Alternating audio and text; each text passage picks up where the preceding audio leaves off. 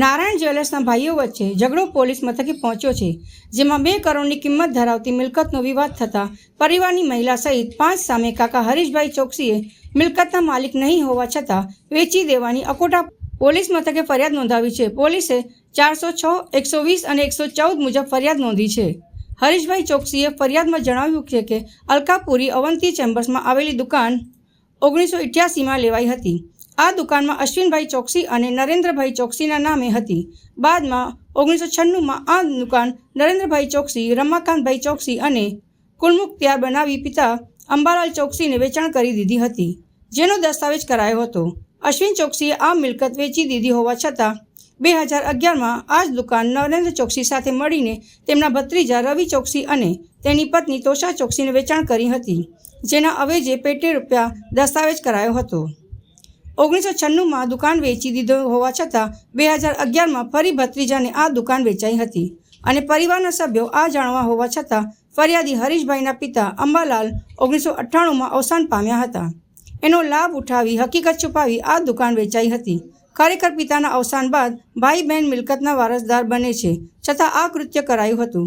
પરિણામે હરીશભાઈએ અશ્વિન અંબાલાલ ચોકસી, નરેન્દ્ર અંબાલાલ ચોકસી, રમાકાંત અંબાલાલ ચોકસી, રવિ રમાકાંત ચોકસી અને તોષા રવિભાઈ ચોકસી વિરુદ્ધ અકોટા પોલીસ મથકે ફરિયાદ નોંધાવી છે. આમાં જે ફરિયાદ મારા પિતાશ્રી હરીશ અંબાલાલ ચોકસીએ મારા કાકાઓ વિશે કરી છે, જેમાં 1988માં જે શોપ મારા કાકાઓએ બાય કરી હતી નારાયણ જ્વેલર્સ એક્સપ્રેસ હોટલની ગલીમાં, એ દુકાન પહેલાં નરેન્દ્રભાઈ અને અશ્વિનભાઈ નામે હતી.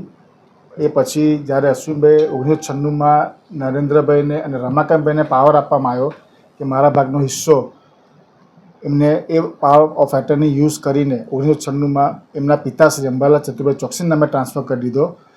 તો એ વખતે 1996માં માલિક થઈ ગયા નરેન્દ્રભાઈ અને રમાકાંતભાઈ, નરેન્દ્રભાઈ અને અંબાલાલભાઈ ચોકસી થઈ ગયા. એ પછી 1998માં એમના પિતાશ્રી મૃત્યુ પામ્યા અંબાલાલ ચતુરભાઈ ચોકસી. તો એને મૃત્યુ પામ્યા પછી જે વારસાઈ એડ કરવામાં આવે, બધાને ભાગ વેચવામાં આવે, તો એ મારા પિતાશ્રી હરીશ અંબાલાલ ચોકસીને કોઈ વસ્તુની જાણ હતી નહીં. અને પછી બહુ મોડી જાણ થવા પછી અમે એ દસ્તાવેજ 1988 જે દસ્તાવેજ હતો એ જ યુઝ કરીને 2011માં એ દસ્તાવેજ રમાકાંતભાઈનો દીકરો રવિ રમાકાંત ચોકસી અને તોષા રવિ ચોકસી નામે ટ્રાન્સફર કરી નાખ્યું. એ હકીકત જાણ થઈ મારા ફાધરને.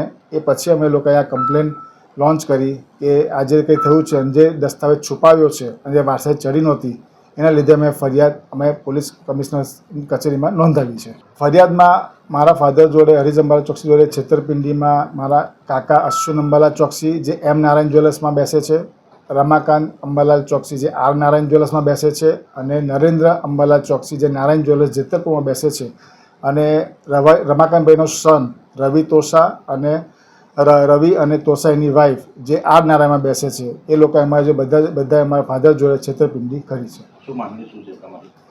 માંગણી મારે એટલું જ છે કે અમારે સરકાર અને ન્યાય જોઈએ છે કે ભાઈ આ જે કંઈ ફ્રોડ થયું છે, છેતરપિંડી થઈ છે, એમાં અમારે પૂરેપૂરો ન્યાય જોઈએ છે. જે ફરિયાદી જે છે આ કામના એ હરીશભાઈ અંબાલાલ ચોકસી, એમણે એક 15 અવંતી ચેમ્બર્સની જે એક દુકાન છે એ વિષયે એક ફરિયાદ નોંધાવી છે.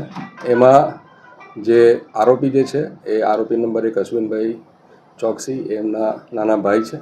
બીજા જે આરોપી જે છે એ નરેન્દ્રભાઈ, ત્રીજા રમાકાંતભાઈ અને રમાકાંતભાઈના દીકરા અને વહુ એટલે કે રવિભાઈ અને તોષાબેન, આ 5 આરોપીઓ સામે હરીશભાઈ અંબાલાલ ચોકસીએ ફરિયાદ નોંધાવી છે. હકીકત એવી છે કે જે આ 15 અવંતી ચેમ્બર્સની જે દુકાન જે છે એના માલિક એ અશ્વિનભાઈ અને નરેન્દ્રભાઈ હતા. હવે અશ્વિનભાઈએ એમનો જે 50% હિસ્સો જે હતો એ હિસ્સો એમનો પાવર આપ્યો એમના 2 ભાઈઓને એટલે કે નરેન્દ્રભાઈને અને રમાકાંતભાઈને, અને એ 2 ભાઈઓએ એ પાવરના આધારે અશ્વિનભાઈનો એ દુકાનમાંથી હિસ્સો એમના પિતાને એમણે વેચી દીધો. હવે એ જે દસ્તાવેજ જે થયો, એમના પિતાનું મરણ 98માં થયું, અને હવે જો પિતાજીનું મરણ થયું તો એના બાદ હવે વારસ તરીકે અમારું નામ પણ એમાં ચડે અને બીજા વારસોના નામ પણ ચડે. પરંતુ એ પિતાજીને જે હિસ્સો જે વેચી દેવામાં આવ્યો હતો એ હિસ્સાવાળા દસ્તાવેજની હકીકત છુપાવીને એમણે જૂની જે માલિકી જે છે અશ્વિનભાઈની અને નરેન્દ્રભાઈની, એ 2 જ માલિકોએ રમાકાંતભાઈના દીકરા અને વહુને એ 2011માં આ દસ્તાવેજ કરી આપ્યો. એટલે આ જે એમના જે 3 ભાઈઓ અને એમના રમાકાંતભાઈના દીકરા અને વહુ દ્વારા જે આ એક જાણતા હતા, બધી હકીકતો જાણતા હતા અને પિતાજીને હિસ્સો વેચાયો છે હકીકત બી જાણતા હતા, તેમ છતાં પણ જે આ મેળાપીપળામાં જે આ વેચાણ કરી દેવામાં આવ્યું એના અનુસંધાને હરીશભાઈએ અકોટા પોલીસ સ્ટેશનમાં ફરિયાદ નોંધાવી છે.